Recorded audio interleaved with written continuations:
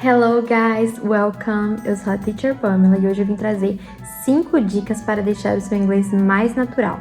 Se você quer ter um inglês mais fluente, mais natural e mais autêntico, esse vídeo é para você, porque aqui eu vou te ensinar 5 dicas para você aplicar no seu dia a dia e trazer essa naturalidade ao seu inglês. Então vamos lá?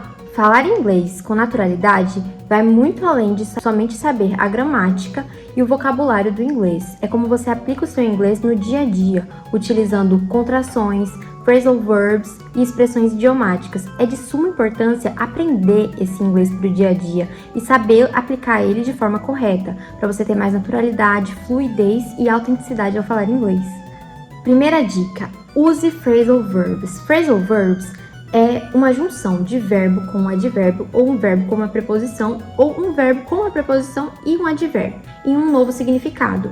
Por exemplo, quando a gente fala take, seria tirar, off, desligar. Mas quando a gente junta essa palavra take off, ela vira uma nova palavra. Por exemplo, please take off your shoes before entering the house. Please take off your shoes before entering the house. Por favor, tire, take off, seus sapatos antes de entrar em casa. Então, quando a gente pega um verbo, um advérbio, um verbo, uma preposição e junta eles têm esse novo significado, isso é um phrasal verb. Por exemplo, ao invés de falar I will return the call, você pode falar I will call back. Call back é um phrasal verb. Então é importante você pesquisar, estudar o phrasal verb e dar uma atenção a ele, pois ele vai trazer essa naturalidade quando você for falar inglês.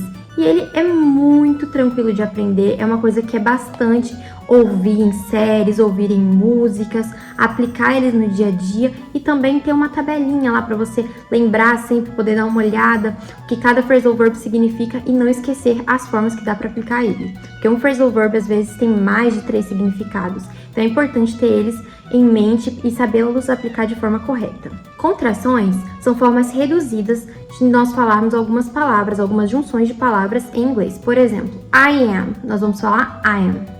Por exemplo, I'm excited for the trip. I am excited for the trip. I'm excited for the trip. Então essa parte do I am vai ser reduzida para I am.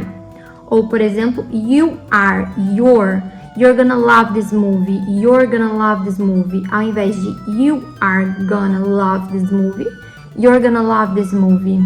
You can't, que é a forma negativa do can, que a gente pode utilizar can't, cannot, can't. I can't wait to see you. I can't wait to see you. I cannot wait to see you. I can't wait to see you. Terceira dica, use expressões idiomáticas. As expressões idiomáticas são frases que você não pode levar ao pé da letra. É a mesma coisa que a gente falar, nem que a vaca tussa, nem aqui nem na China. São frases que não são para ser levadas de forma literal.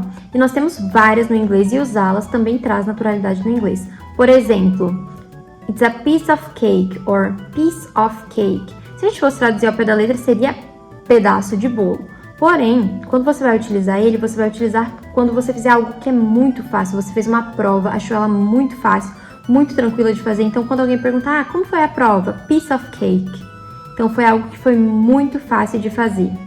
Temos outro exemplo também, break the ice. Telling a joke can help break the ice. Então, contar uma piada pode ajudar a quebrar o gelo. Quebrar o gelo a gente também tem essa frase no português, né? Que é quebrar o gelo, um quebra-gelo, uma dinâmica.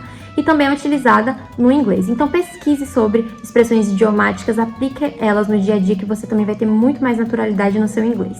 Quarta dica, converse com nativos. Conversar com nativos é muito importante para você entender como eles falam, a rapidez, você acostumar o seu ouvido com essa forma de falar inglês, não só com a forma que um brasileiro fala inglês.